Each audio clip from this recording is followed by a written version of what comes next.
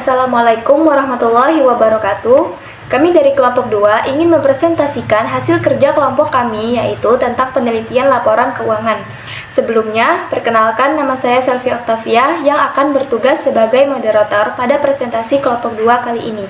Dan ada rekan-rekan saya yaitu Alvina, Alfaizun, Bunga, Elis, dan Delvia. Baik, untuk rekan-rekan saya dipersilahkan untuk menjelaskan materinya masing-masing. Pengertian UMKM. Pengertian UMKM diatur dalam Undang-Undang Republik Indonesia Nomor 20 Tahun 2008 tentang UMKM, yaitu jenis perusahaan di Indonesia yang dimiliki perorangan maupun badan usaha dengan kriteria yang disesuaikan dengan jenis usahanya, yakni usaha mikro, usaha kecil, dan usaha menengah. Usaha kecil adalah suatu usaha ekonomi produktif yang independen atau berdiri sendiri, baik yang dimiliki perorangan atau kelompok dan bukan sebagai badan usaha cabang dari perusahaan utama yang kriteria usahanya memiliki kekayaan bersih 50 juta rupiah hingga 500 juta rupiah, lalu penjualan per tahun berkisar dari angka 300 juta rupiah sampai dengan 2,5 miliar rupiah. Usaha makro adalah usaha ekonomi produktif yang dimiliki perorangan maupun badan usaha yang memiliki keuntungan dari usahanya sebesar 300 juta rupiah dan memiliki aset atau kekayaan bersih minimal sebanyak 50 juta rupiah di luar aset tanah dan bangunan. Sedangkan usaha menengah adalah usaha dalam ekonomi produktif dan bukan merupakan cabang atau anak usaha dari perusahaan pusat serta menjadi bagian secara langsung maupun tak langsung terhadap usaha kecil atau usaha besar dengan total kekayaan bersihnya sudah di atas 500 juta rupiah hingga 10 miliar rupiah, tidak termasuk bangunan dan tanah tempat usaha. Kemudian hasil penjualan per tahunnya mencapai 2,5 miliar sampai 50 miliar rupiah. Baik, di sini saya akan menjelaskan materi tentang SAKMKM. SAKMKM merupakan standar akuntansi keuangan yang berdiri sendiri yang dapat digunakan oleh entitas yang memenuhi definisi entitas tanpa akuntabilitas publik yang signifikan, sebagaimana dalam SAK etap dan definisi serta Undang-Undang Nomor 20 Tahun 2008 tentang usaha mikro, kecil, dan menengah. Baiklah, penelitian yang akan kami teliti yaitu analisis pengelolaan keuangan terhadap pengembangan usaha mikro, kecil, dan menengah Kinikawa Coffee Shop Pangkal Pinang berdasarkan SAK EMKM.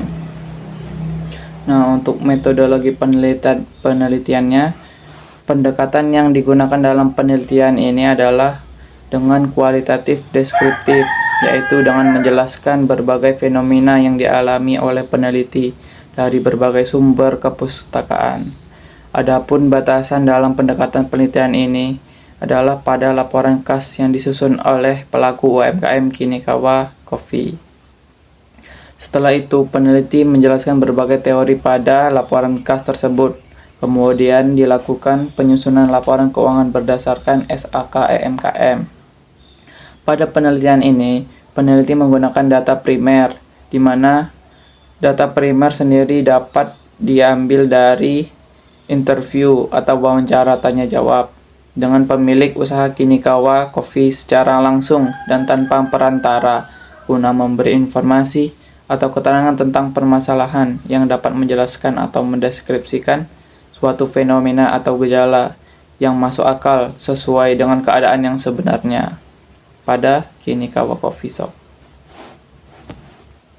Baiklah, saya akan menjelaskan mengenai hasil penelitian dan pembahasan. Dalam penelitian ini, peneliti menggunakan data dari UMKM Kinikawa Cafe yang beralamat di Ayani, Bangunan 2, daerah Rumah Makan Kabau, Batin Tikal, Pasar Pagi. Kinikawa Cafe ini berkonsep coffee shop minimalis ala-ala Jepang. Kinikawa Cafe ini berbeda dengan coffee shop biasanya yang memiliki halaman dan tempat yang luas. Kinikawa Cafe ini memiliki desain minimalis ala-ala Jepang yang menyediakan indoor dan outdoor untuk para pelanggan menikmati minuman mereka dengan nuansana yang berbeda. Meski kecil, tapi terbilang cukup menarik. Lantasan lantainya yang dikemas menggunakan bebatuan kerikil putih dan tempat duduk yang terbuat dari beton. Hal ini terdapat keunikannya sendiri dan bisa menarik perhatian pelanggan. Penelitian ini bertujuan untuk mengetahui seberapa jauh penyusunan laporan keuangan coffee shop yang diambil dari bulan Juni sampai Desember di tahun 2023. Oke, untuk pertama yang kami buat adalah daftar perakiraan akun. Untuk daftar perakiraan akun, untuk akun aset itu kode akunnya 1, untuk akun utang kode akunnya 2, untuk akun modal kode akunnya 3, untuk akun harga pokok penjualan kode akunnya 4, untuk akun penjualan kode akunnya 5, dan untuk akun beban kode akunnya 6. Setelah daftar perakiraan kami buat, ini ada jurnal umum, ada neraca saldo, dan ada laporan keuangan. Oke, untuk data keuangan kami tidak mendapatkan secara langsung dari Kinikawanya, melainkan kami membentuk sendiri angka-angkanya. Jadi angka-angkanya kami bentuk sendiri, yang dimana penjualan dari Kinikawa kami asumsikan selama 1 hari itu bisa mencapai 2.200.000. Jadi dikali 31 hari dikali 3 toko, karena Kinikawa ini terdapat 3 cabang toko, lalu dikali 6 bulan, karena periode yang kami ambil yaitu periode 6 bulan dari Juni sampai Desember 2023. Nah, setelah penjualannya didapatkan, kami asumsikan lagi untuk labanya itu 30% dari penjualan tersebut, dan sisanya itu baru beban-beban untuk laporan laba rugi. Dan selanjutnya untuk laporan posisi keuangan dan laporan perubahan modal, itu angka-angkanya kami menggunakan angka sendiri. Mungkin cukup sekian untuk penjelasan mengenai beberapa siklus akuntansi mengenai Kinikawa Pangkal Pinang.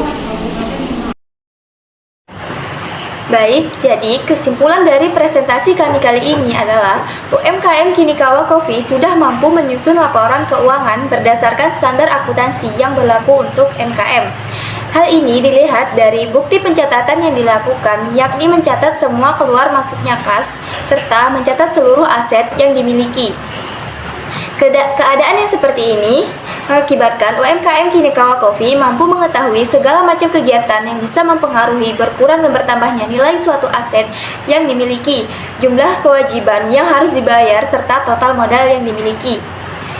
Bukti-bukti transaksi yang terjadi selama periode tertentu tidak diarsipkan maupun dicatat keseluruhannya. Hal ini mengakibatkan kesulitan dalam penyusunan.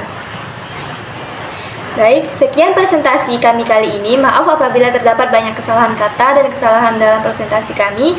Terima kasih sudah menonton.